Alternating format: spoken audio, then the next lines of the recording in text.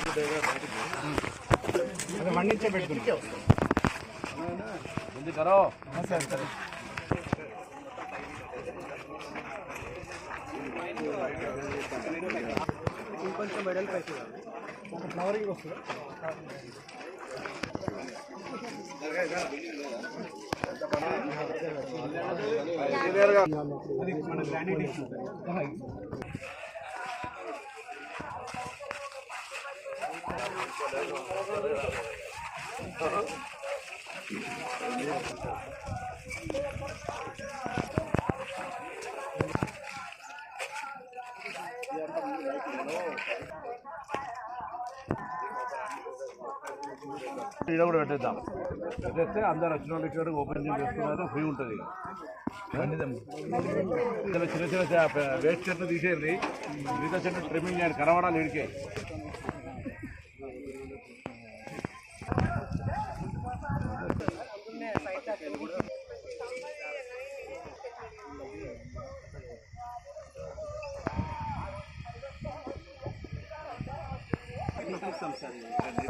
ఇది గ్రీనింగ్ వస్తాయి, సీటింగ్ వస్తాయి సార్. వ్యూ ప్లాంట్ లెక్క పెడదాం. చెట్టు కొట్టకుండానే కొద్దిదాన్ని వ్యూ పెట్టి బాల్కనీ పెట్టి అని అనుకుంటున్నాం.